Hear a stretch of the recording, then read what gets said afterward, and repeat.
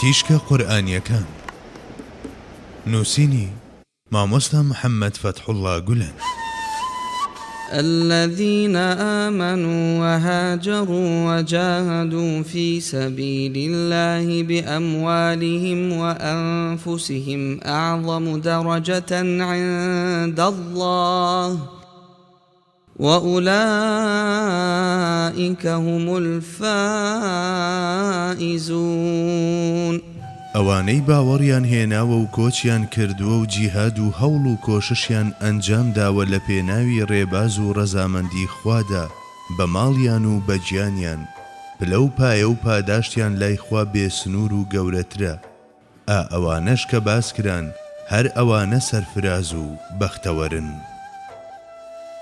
سوورەتی ئەلتەوبە لە قورئانی پیرۆزدا جگە لە 1-2 ئاەت کاتێک باز لە جیهاد و فیداکاری کراوە، هەمیشە ماڵ لە پێش گیانەوە ناوی هێنراوە. بەڵێ بەڕای من هۆکارەکەی ئەوەیە مرۆڤ هەتا لە ژیاندا بێت ماڵەکەی لە گیانی خۆی ئازیزتر دەبینێت. فەرمودەی پیرۆزی هەر کەسێک لە پێناوی بەرگریکردن لە ماڵەکەی بکوژرێت شەهیدە، لەلایەک فەرمان دەردەکات و لەلایەکی ژەم حاڵەتە ڕۆحیە ڕەگدا کوتاوەی ئینسان ئاشکرا دەکات. پێشینانیشمان دەڵێن ماڵ برینی گیانە.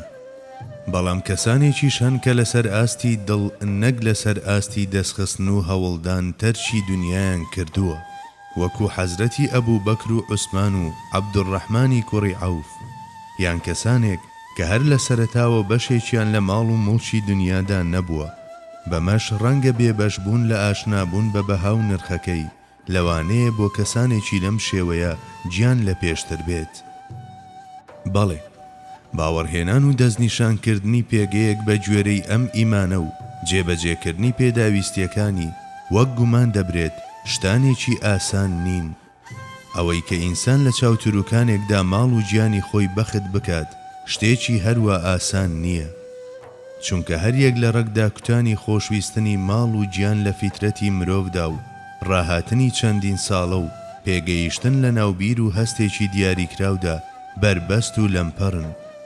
تەنانەت حەزرەتی حەمزە کە مامی پێغەمبەرە و برای شیریەتی 1-2 ڕۆژ لە دوودڵیدا دەمێنێتەوە.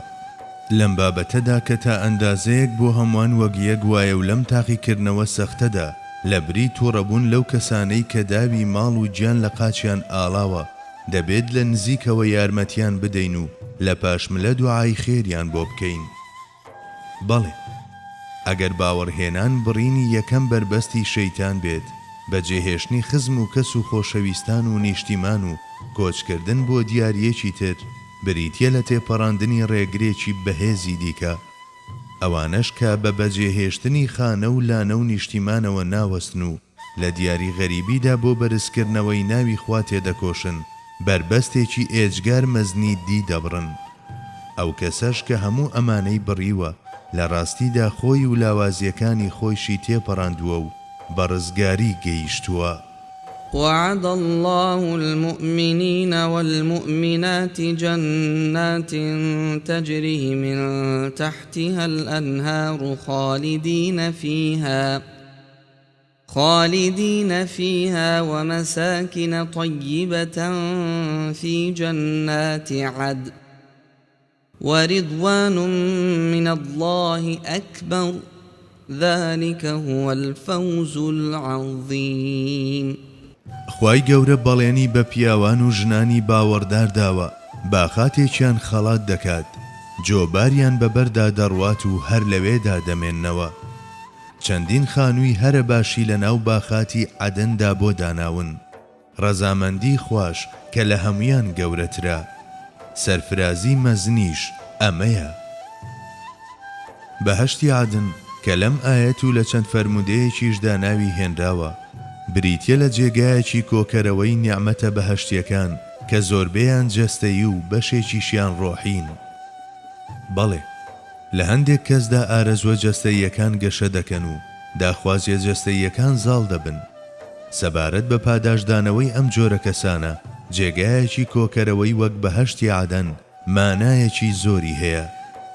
لە هەندێک کەسی دیکەدا مەلەکە ڕۆحیەکان بە جۆرێک گەشە دەکەن کە لە دیدی ئەواندا خواردن و خواردنەوە و حۆری و غیلمان مانایەکی زۆریان نییە. کەسانی لەم جۆرە هەمیشە بە دوای کۆمەڵێک چێژی معنەوی وادا تێدەکۆشن کە ڕۆح ئاسوودە دەکەن. بۆ کەسانی لەم شێوەیەش بەهەشتی فیردەوس ئامادەکراوە. پاشماوەی ئاەتەکەش کە دەفەرموێت ڕەزامەندی خوا گەورەترە پێدەچێت ئاماژە بۆ ئەم ڕاستیە بکات.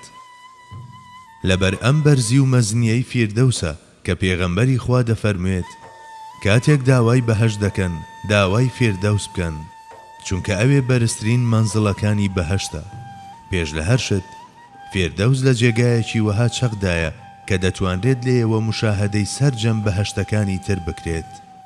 دووهەم، لە میلەتانی پێشوودا ئیمان بە غەیب گەشەی زۆری نەکردبوو، بۆیە لە بابەتەکانی وەک غەیب و مانادا زۆر ڕۆ نەچوو بوون. بەڵام لەبەر ئەوەی ئومەتی محەممەد لە ئیمان بە غەیب و بابەتە هاوشێوە و پەیوەندیدارەکانیدا بەراورد بە میلەتانی دی زۆر زیاتر قوڵ بووتەوە، زیاتر بە چێژە ڕۆحیەکان ئاسوودە دەبن وەک لە چێژە جەستەییەکان. هەر بۆیە پێغەمبەری خوا فەرموویەتی داوای ئەو بەهەشتی فیردەوسە بکەن کە لێوان لێوە لە چێژە ڕۆحیەکان، واتا دەتوانرێت بوترێت کە بەهەشتی عەدن بە گشتی و تا ئەندازەیەک بریتیە لە مەسهەریەتی میلەتانی دیکە و بەهەشتی فیردەوسیش تایبەتە بە ئومەتی حەزرەتی محەممەد. لە ڕاستیدا ڕەزامەندی خوا هەموو ئەوانە دەگرێتەوە کە دەچنە بەهەشتەوە، بەڵام ڕیزوانی ئەکبەر کە بە گەورەترینی نیعمەتەکانی بەهەشدا دەنرێت فراوانیەکی تایبەتی و دەوڵەمەندیەکی وەهایە کە مرۆڤ لە هەموو شتێکی تر بێباک و بێنیاز دەکات. ئەمەش هەبێت و نەبێت تەنها بۆ ئومەتی ئەو حەزرەتی محەممەدە دەست دەدات کە سەرداری لیوای حەمدە و خاوەنی مەقامی مەحموودە. ئەوەی کە ئەو زاتە پیرۆزە ناوەکەی چەقی نەخشی حەمد و سەنایە و سەرداری لیوای حەمدە و بە مەقامی ستایشکران گەیشتووە و هەر شتێک کە وەری گرتووە و گەیاندویەتی حەمد و سپاس و ستایش بووە بە تەواوەتی دەگونجێت لەگەڵ ڕێزلێنان و سەرفرازکردنی ئومەتەکەی بە بەهەشتی فیردەوس و ڕیزوانی ئەکبەر. اللهم عفوك وعافيتك ورضاك اللهم إلى ما تحب وترضى.